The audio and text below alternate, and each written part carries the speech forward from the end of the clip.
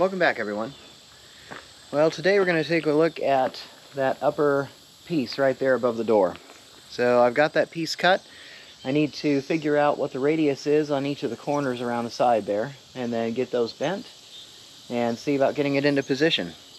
We're supposed to have thunderstorms later today, so I'm not fully uncovering the bus for this little part of the project, but hopefully this is something small enough that I can work on it and get things done.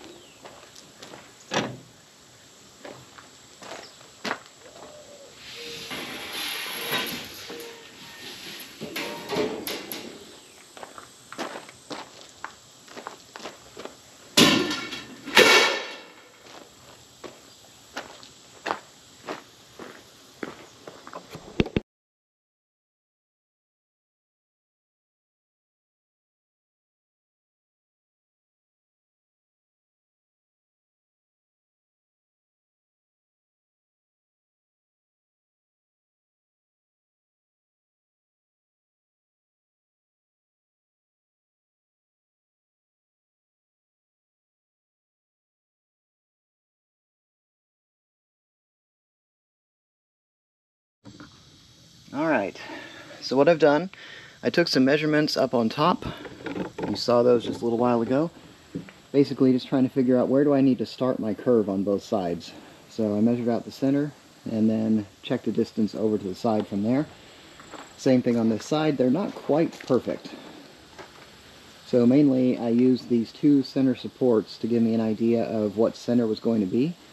So I'm pretty sure these aren't perfectly centered on the back of the bus, but that's okay. It's not that big of a deal. So once I had that, I made some marks down here, trying to figure out where these needed to begin, and as I found out, I was actually a little bit shifted to the left. So I went ahead and moved everything over a couple of inches. Sorry, wrong direction. I was shifted to the right, moved everything over 2 inches to the left. So now we're more centered on the piece of sheet metal. Because honestly, I don't care, as long as there's enough metal to cover the sides.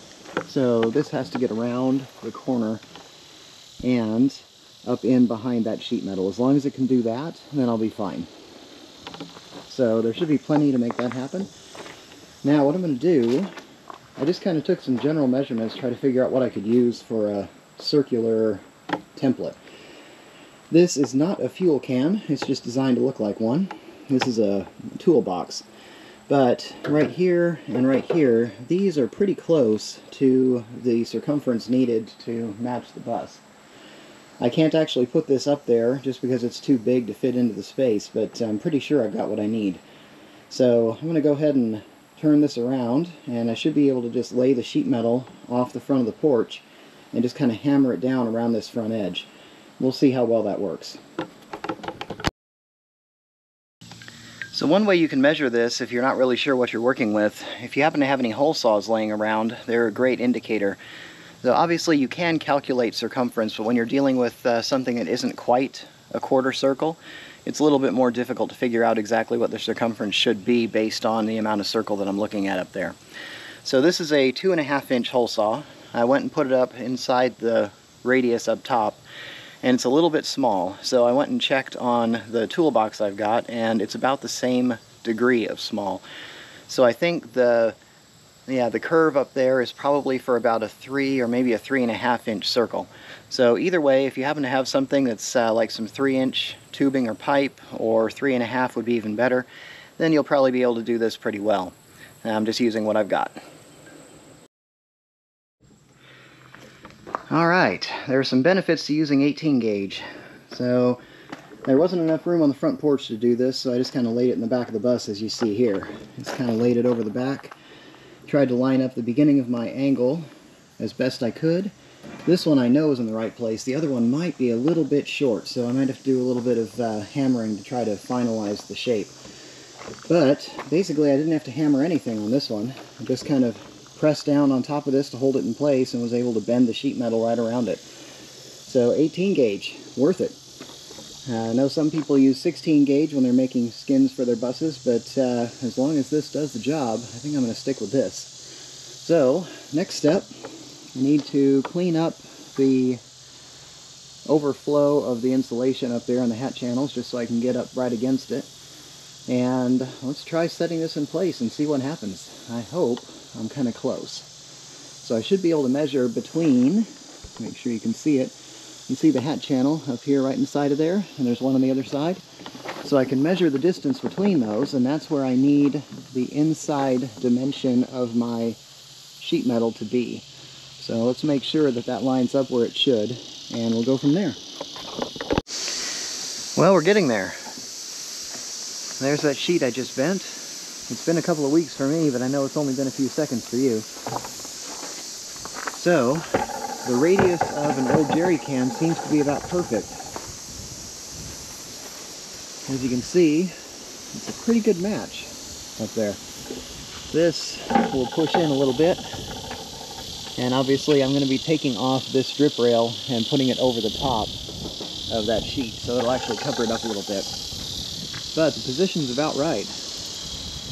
I also need to slide the upper edge that you see up there underneath the piece of sheet metal that's on top of it, but the angles are good and the distance is good, so I should be able to do that no problem. And over here, again, I know you can see there's a little bit of a gap in there, but when I push that in, it's just kind of sitting there because it's not clamped. But it pushes in nice and flat, so I should be good to go.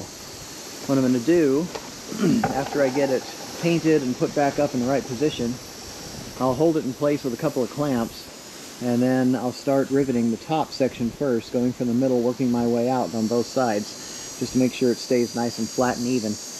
And I can always do a little extra tapping and shaping around the corners if I need to, but I don't think it's going to be necessary. I think it's actually going to do okay. There will be an extra support strut on the inside across the top, because obviously this section down here has some extra steel on the inside to help support the rivet line. Up there now, there isn't such a thing anymore. So I've got a piece of leftover 1x1.5 rectangle that I was using for the rest of my roof framing that I can put all the way across this back section. So it'll go from there all the way over to about there somewhere. The corners will be unsupported, but that's okay. And along the sides, I've got hat channels to rivet into coming down this edge over here. So it should be pretty good. So, I think we're close enough. I'm going to pull that down, get it painted, and see if I can get it back up in final position. I do need to take that drip rail down. It's a shame because it actually does a great job of holding that sheet metal up there, keeping it in the right place. But I really don't want this on the outside of that rail. So anyway, we'll see what we can do with this. The other thing I need to pay attention to, I want to put some kind of a true drip rail across the top of the sheet metal up there. And it's going to go back in behind, so the outside portion of the mini split will sit up here underneath the lights and above the door. But I do want to put a better drip rail across the top because I intend to collect rainwater from this. So we'll have to see. Maybe I don't even need one across the back, you know what? I don't know. It's probably worth doing. Anyway, I've got some inside. I'm going to pull it out really quick and see what I've got to work with.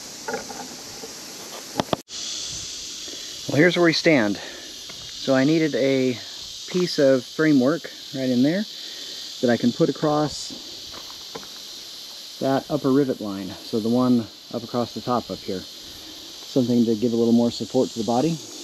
What I did, I used this little drip rail down here that I took off over the door as my reference point. So basically just went from just inside that rivet hole there to just inside the outer rivet hole on the other side, right here.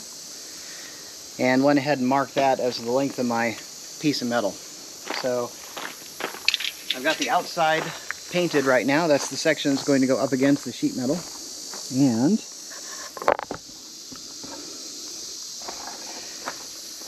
up here, I will now weld it on to those two verticals behind it.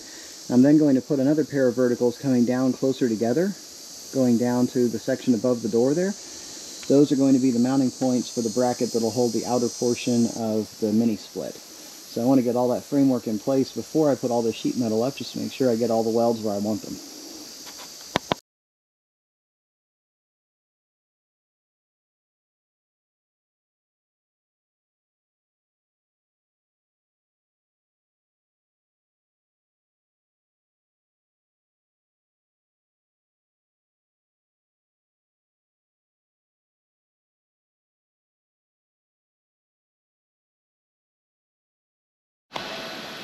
There's our framework. Get you in here a little bit closer. So I've got 2 verticals there. It's the 1 by 1.5 rectangular tube sitting sideways. So I tried to center it up as much as I could on some of the rivet lines, or at least make it easier to put the rivets directly through it. Looks like this one over here didn't quite end up where I wanted it to, but that's okay. I can get that to work, no problem. And then up top, welded to it, is the crossbar that I showed you before. So up in there behind the sheet metal, going most of the way across, welded into these 2 verticals, as well as the verticals that I did for the hat channels over the door there. So now I have a centered bracket over the door. Should make it pretty easy for me to bolt through when it comes time to build the rack for the outside portion of the mini split. Well, this always seems to be more work than I planned. I can see why people say that with a bus build, but I finally have this one up in place where it belongs. It's quite the job to try to get that up there on my own, but I think you can see it's up underneath the upper bonnet up there. Inside on both sides. I did leave the 2 sides long just to make sure I had plenty of coverage. Down here on the bottom edge, we do have a little bit of bowing to it, but I think I'm going to start by putting a few rivets in across the center top up there. My stabilizer piece on the inside is right where I want it to be, so they should be pretty easy to do. Just drill a few out and start getting some rivets in just to hold it there so the clamps don't move. It is in the right position, I'm confident of that. It's sitting up above where the door closes, so I know I've got this where I need it. And I'll be putting the lower drip rail back in place on the bottom. So once I get a few rivets in place across the top, I can take these 2 clamps off the bottom and then put that rail up. I marked it already so I know how to line it up with the holes underneath.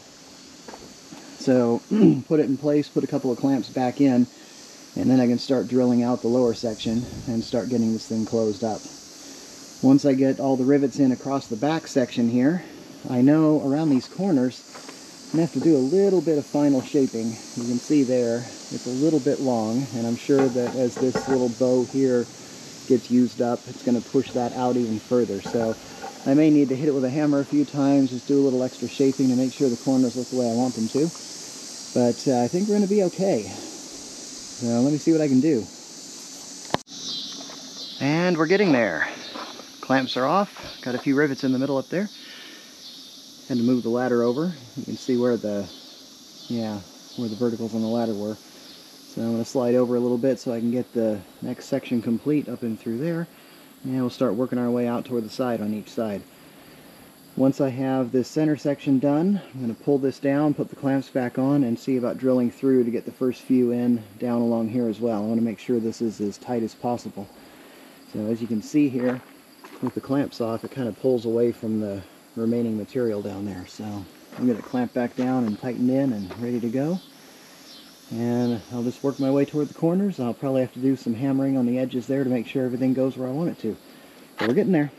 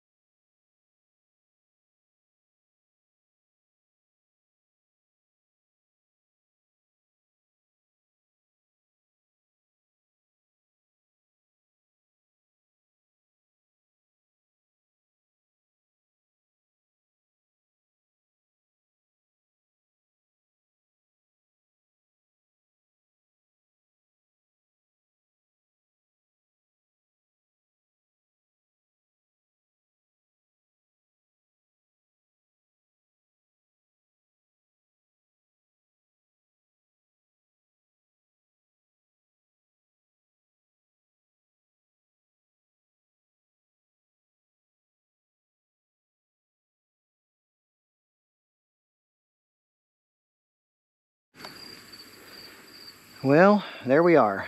I think I'm going to call this video. It's amazing how much time these pieces are taking. So I still need to finish up a few more rivets up top there. I want to try to at least get that center section in, maybe part way across into here, and same way on the other side, all the way across. Then I'm going to start working my way down. So put the clamps back on, start in the middle using the drip rail as a template, drill and start riveting in from the middle going out here. And then I'll just work my way around the sides until I can get all the way around to where this outer sheet comes over the top. I do have some of the same adhesive that I used when I put the light deletes up there in the corners. So I should have, by rights, put that on every seam, but I didn't. So what I'm going to do instead, every place where I've got rivets that are going to come down the side like this, here, over here, down that center pylon, and basically between all of the old windows, I'm going to make sure that I've got good sealant behind this, and especially where pieces of metal overlap each other. I'm going to make sure I've got a good quantity behind that. But I don't want to do that until things are drilled out and ready to go. So, next video, I'll be working on the last two pieces of the side up front there, and I should be able to start taking this tarp off. And then I still need to deal with the roof. So hopefully those three things will be in the next video. But I know there's probably going to be a few other things in between because, again, this has taken a lot longer than I expected it to. So, until next time, I hope you're enjoying the projects you're finding yourselves working on, and I'll see you over the next horizon.